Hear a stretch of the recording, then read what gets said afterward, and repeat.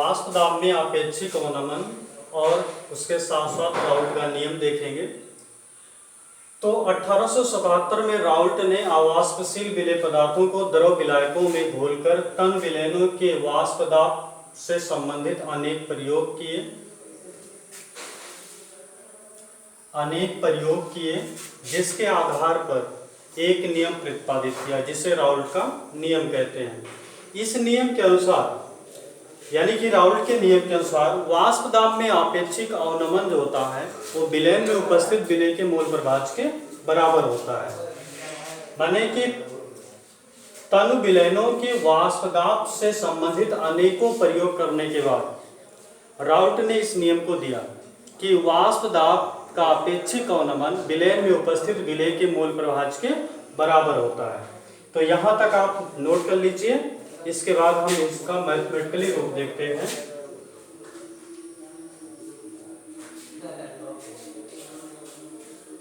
चलिए, नोट कर हो गया।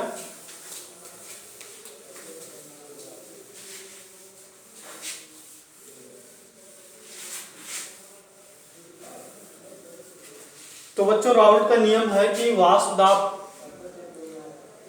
में आपेक्षिक अवनमन विलयन में उपस्थित विलेय के मोल प्रभाज के बराबर होता है।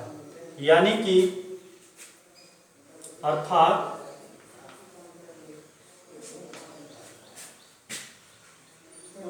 P naught minus P S upon P बराबर होता है small N by small N plus capital N. ये विलेय का मोल प्रभाज है, जहां P नॉट बराबर क्या है, शुद्ध द्रव विलायक का वाष्प दाब।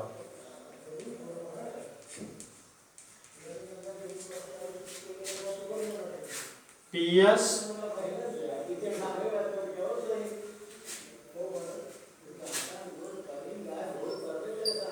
अवाष्पशील विलेय पदार्थ के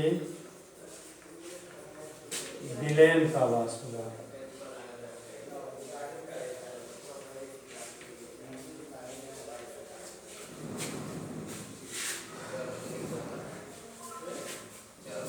स्मॉल एन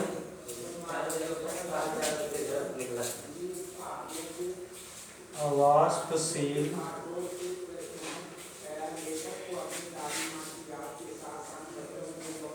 विलेय का विलेय के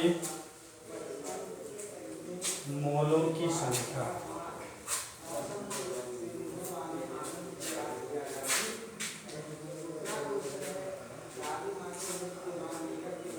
स्मॉल एन प्लस एन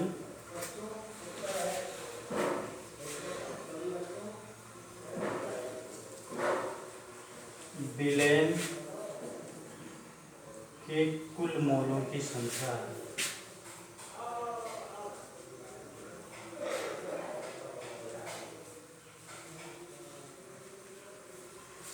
चूंकि हमने पीछे पढ़ा है कि विलेय का मोल प्रभाज बराबर होता है विलेय की मोल संख्या बटे विलयन के कुल मोलों की संख्या। तो विलयन के कुल मोल की संख्या यानी कि विलेय की मोल संख्या धन विलायक के मोल की संख्या जो होगी वो विलयन के कुल मोल की संख्या होगी। तो जब हम विलेय का मोल प्रभाज लिखेंगे तो हम विलेय के मोल की संख्या जिसे स्मॉल एन से लिख रहे हैं और बटे में विलयन के कुल मोल की संख्या जिसे small N plus capital N से लिखा जा रहा। तो यह है राउल्ट का नियम। अब इसे आप लोग नोट कर लीजिए अच्छे से।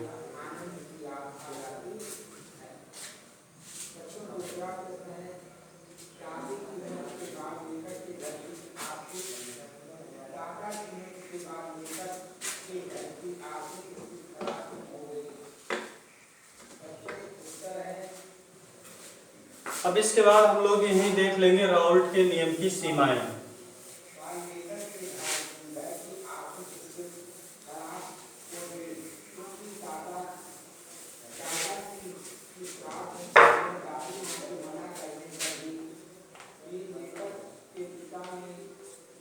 राउल्ट के नियम की सीमाएं।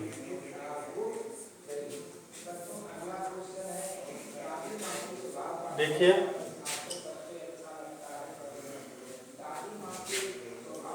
पहला, यह नियम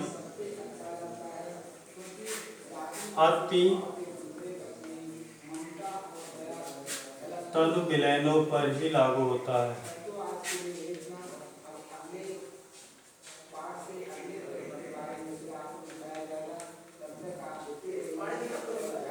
दूसरा,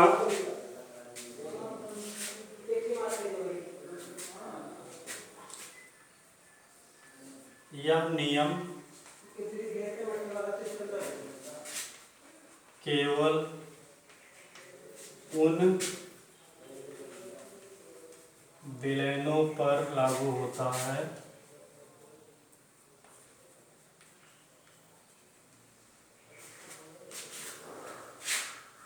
जिसमें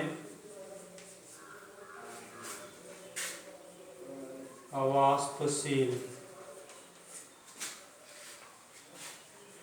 पदार्थ घुले होते हैं।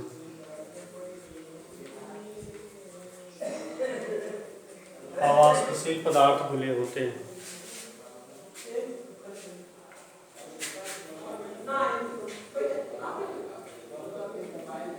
यह नियम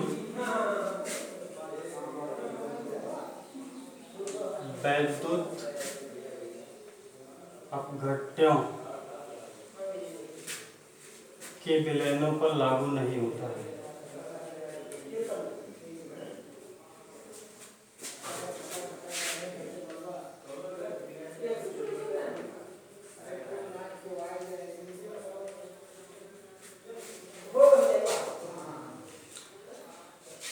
तो ये तीनों याद कर लीजिएगा राउल्ट के नियम की सीमाएं में। ठीक है, तो इतना आप लोग तैयार कर लीजिए।